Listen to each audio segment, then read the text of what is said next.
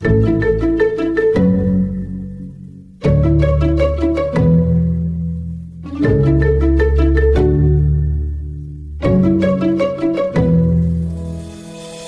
to Business Better, a podcast designed to help businesses navigate the new normal. I'm your host, Steve Burkhart. After a long career at global consumer products company BIC, where I served as Vice President of Administration, General Counsel, and Secretary, I'm now of counsel in the litigation department at Ballard, a law firm with clients across industries and throughout the country. Today we are introducing a mini-series titled Trauma-Informed Investigations, in which we'll follow a fictitious story to address the legal and human issues that arise in an organization when confronted with allegations of sexual abuse. Leading the discussion is my Ballard Spar colleague, Jill Steinberg, a partner in Ballard's Philadelphia office. Jill is joined by Katharine Manning, who has worked on issues of trauma and victimization for more than 25 years. So now let's turn the episode over to Jill Steinberg and Katharine Manning. Hi, this is Jill Steinberg. And I'm Katharine Manning. Welcome to Trauma-Informed Investigations, a podcast by the law firm Ballard Spar. To give listeners a bit more background, I'm a partner in the white-collar and investigations practice at Ballard Spar. In addition to working at a law firm handling mostly securities litigation and arbitration matters, I worked as a federal and state prosecutor for over 15 years, handling both white-collar and violent crime cases. In particular, in the violent crime space, I specialize in cases involving exploitation and trafficking. My last job was as the Deputy Criminal Chief in the U.S. Attorney's Office in Atlanta. And I work for the Office of the Deputy Attorney General at the Justice Department in Washington as one of the most senior level attorneys managing the department's exploitation and trafficking program. But most importantly, during my time at Maine Justice, I met Katharine Manning, who's on this podcast with me. She also has a great deal of experience in topics involving victimization and trauma, including on matters involving sexual abuse. It was a huge loss to the department when she left, but she's now using her skills to help other organizations confronted with similar issues. And she wrote a phenomenal book, The Empathetic Workplace, which I just read and got an incredible amount out of. So, Katharine, maybe you can introduce yourself a bit more to our listeners. Thanks so much, Jill. It's so fun to be doing this with you. As you heard, my background is at the Justice Department, but I've worked with crime victims for more than 25 years, starting in college when I started as a volunteer at the local domestic violence shelter. I also did rape crisis work. And then after law school, I went to the law firm Pillsbury Winthrop for a few years, and then in 2004 joined the Justice Department, where I became a senior attorney advisor in the Executive Office for U.S. Attorneys. And my area of expertise was crime victims' rights, and that's how I began to overlap with Jill. She and I worked together on issues around department policy involving child exploitation and other crimes against children. I left the Justice Department in 2019 and started my own company, which is called Blackbird, where I do training, consulting, and coaching for organizations on how to work with victims and others in trauma and what I call effective empathy when it matters most.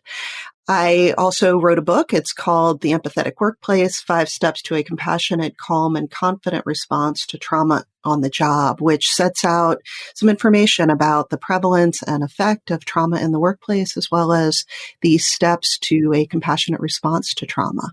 So, Jill, I'm really glad to be working on this podcast with you. Do you want to give the listeners just a brief overview of what our goals are here today? Absolutely. And before we launch into that, I think one of the things I would love for people to know, and I think we have this shared experience, is the fact that we have experience in the private sector, we have experience in the public sector, doing similar type of work. And so I think we bring a lot of different perspectives to it, but sort of from the same value system. And which is why, one of the reasons why we're calling this sort of trauma-informed investigations, there's a lot of overlap in some ways between what happens in the public sector and what does and or should happen in the private sector. And so I like the fact that we have that shared experience of those perspectives and what we can bring to it. So the hope for this podcast and the way we've structured it and our aim in terms of what the listener experience is going to be is that we're going to be talking about the legal and human issues that arise in an organization when it's confronted with allegations of sexual abuse. This could manifest in a lot of different ways.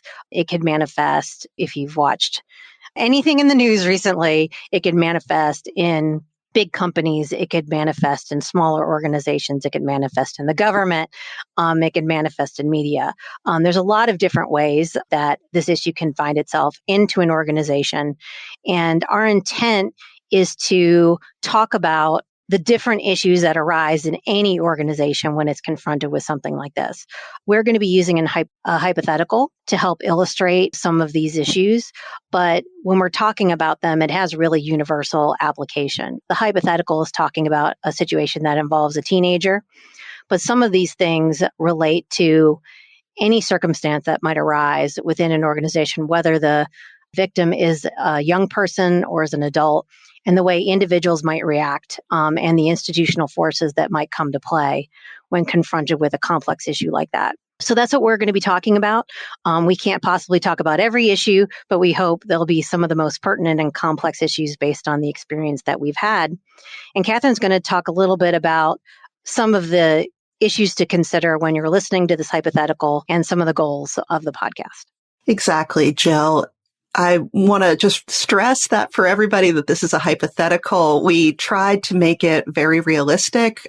We chose an example that certainly can happen in real life and I'm sure is similar to some real life circumstances, but it is entirely a made up circumstance. So if there is any resemblance to real life events, that was purely by chance. This was entirely fictional. As you can tell, this is done by lawyers.